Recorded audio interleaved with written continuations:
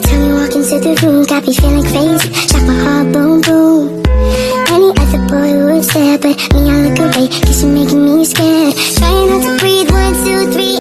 Assalamualaikum warahmatullahi wabarakatuh. Kami dari kelompok 3 di mana dengan materi kalor, saya Rodatul Husna dengan NIM akhir 031 dan saya Bintang Suatu Arifin dengan NIM akhir 029. Saya Rustika Rila dengan NIM akhir 018. Saya Santi Syaputri dengan NIM 012. Selamat menyaksikan.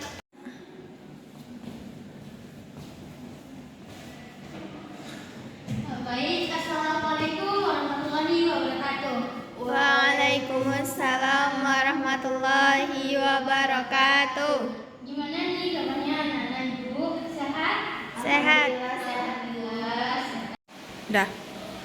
Nah, kalau misalnya ada sampah nih di bawah meja dan semua itu boleh dibuang dulu pada tempatnya supaya kita pas belajar itu merasa nyaman gitu kan. Ada sampah nggak? Tidak terus. Sepertinya kelas ini bersih ya. Jadi kita kalau belajar itu nyaman dan juga nyaman tadi ya. Oke, sebelumnya ketua kelas siapa? Santi dulu. Oke, Santi pimpin doa dulu Santi. Baik, teman-teman, mari kita berdoa menurut kepercayaan masing-masing. Doa dimulai. Berdoa selesai. Oke, setelah itu Santi siapa yang hadir sekarang? Hadir semua bu? Hadir semua? Berarti alhamdulillah nggak ada yang sakit ya berarti ya? Nggak ada yang libur sampai keterangan juga berarti? Oke, alhamdulillah. Pada minggu lalu kita sudah belajar tentang suhu. Nah, suhu itu Nanda masih ingat nggak? Ayo sih kalau ada suhu. Santi coba. Suhu adalah ukuran derajat panas atau dinginnya suatu sistem. Contohnya dalam kelas ini itu ada AC bu. Oke, bagus sekali. Santi pasti masih ingat ya apa sih yang panas dan suhu. Nah, benar yang dikatakan Santi tadi bahwa suhu itu adalah ukuran panas atau dinginnya suatu sistem atau benda yang dimana suhu itu dapat diukur dengan termometer. Nah, Nana bagaimana Nana? Ada yang ingat nggak selain yang dilakukan Santi tadi penerapan atau pengaplikasian suhu itu dalam kehidupan kita? Kulkas, oke, ya benar.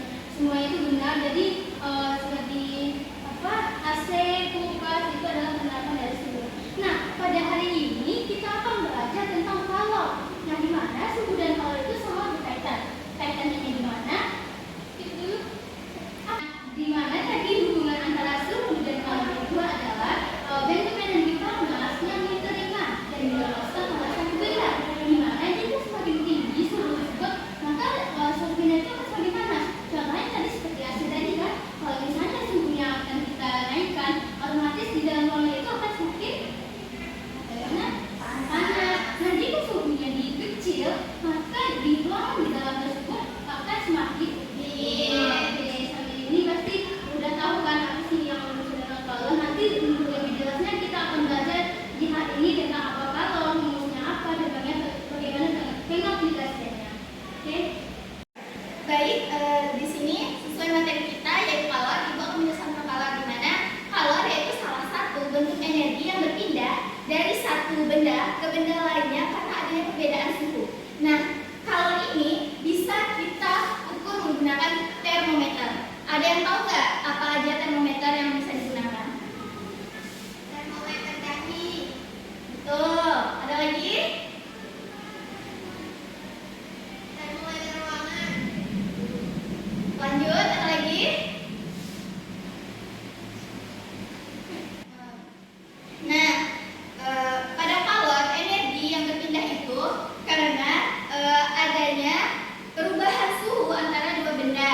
Setelah kalor berpindah, itu menyebabkan perubahan suhu suatu benda antara benda yang satu dengan benda yang lain, di mana bisa terjadinya perubahan wujud seperti mencair, membeku, menguap atau menyempit. Nah, seperti pada es batu. Es batu itu kan awalnya padat. Karena terjadinya perubahan suhu yang panas, akibatnya es batu tadi mencair. Nah, itu salah satunya. Nah, pada kalor itu terjadi 3 proses, yaitu konduksi, infusi, dan konveksi ya. Yang pertama tadi ada apa aja jenis-jenis proses perpindahan kalor? Konduksi. Ya, benar banget. Itu ada konduksi. Nah, ada yang tahu apa itu konduksi? Oke. Nah, konduksi adalah perpindahan kalor melalui zat padat tanpa disertai perpindahan partikel, seperti logam yang dipanaskan. Tahu kan logam yang dipanaskan? Nah, selanjutnya itu ada proses induksi. Induksi. Oke. Nah, induksi yaitu perpindahan kalor tanpa adanya medium atau perantara melalui gelombang elektromagnetik. Nah, contohnya itu pada saat matahari mencapai ke bumi, itu tanpa adanya perantara, jadi sinar matahari tadi langsung terpancar ke bumi. Lalu yang terakhir ada proses konveksi. Oke, yang ketiga itu ada konveksi. Nah, pada proses konveksi ini itu ada perpindahan kalor disertai perpindahan partikel.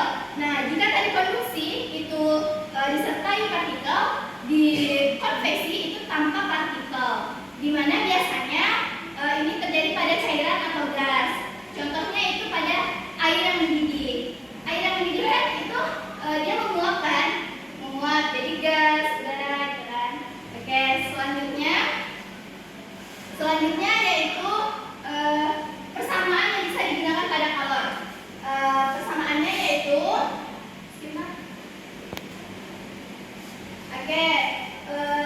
rumus yang bisa kita gunakan yaitu Q sama dengan M kali C kali delta T, di mana Q yaitu kalor dengan satuannya yaitu joule, lalu ada C itu kalor jenis bahan, itu satuannya joule per kilogram derajat Celcius. Nah, selanjutnya itu ada delta T.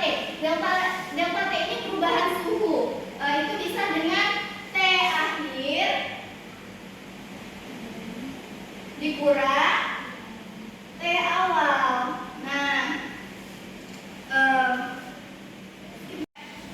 Nah, persamaan dari kalor tadi ada Q sama dengan M kali C kali delta T, di mana Q ini apa Q kan anak? Kalor. Ya, kalor. Satuannya joule. Oke. M massa. Satuannya kilogram. Kita benar ibu ya. Ini apa? Perubahan suhu. Oke. Perubahan suhu ya. C apa? Kalor jenis bahan. Oke.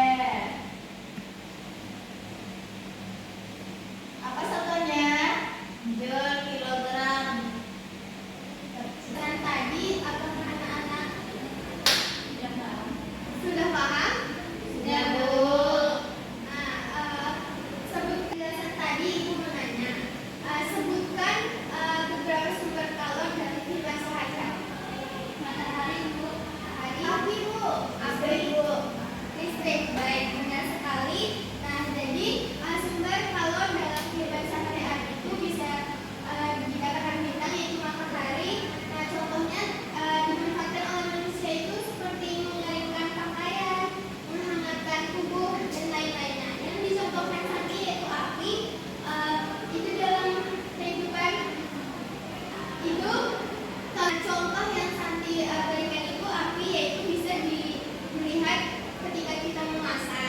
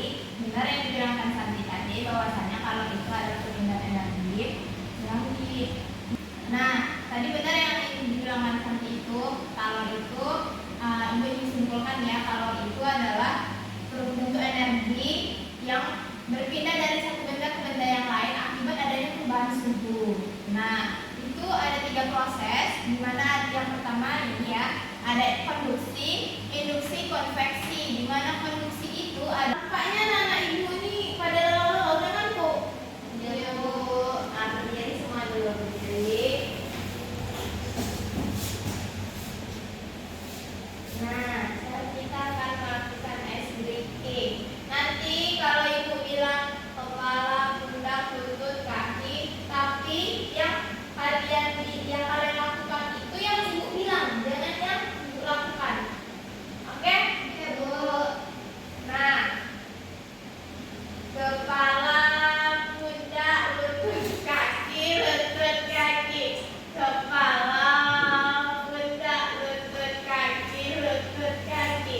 Oke, udah banyak yang fokus. Jadi kita lanjutkan pelajaran kita pada hari ini. Ayo duduk lagi. Dimana konduksi itu, bagaimana kita tahu tadi, adalah perubahan yang melalui partikel. Dan induksi itu secara langsung, konveksi adalah tidak melalui partikel. Dimana di sini rumusnya yaitu ada Q sama dengan M kali C kali delta T. Delta T di sini T akhir dikurang T awal. Dimana Q itu kalor, satuannya joule, M itu massa, kilogram, delta T perubahan suhu, dan C itu kalor energi. Dimana satuannya joule per kilogram C. Nah, habis ini ibu akan kasih PR, kerjakan. Buku paketnya buka halaman 53, kerjakan soal 1 sampai 5. Besok kita akan membahas listrik dinamis. Jadi belajar juga tentang listrik dinamis itu apa. Oke, sekian pelajaran kita pada hari ini. Ibu tutup. Assalamualaikum warahmatullahi wabarakatuh.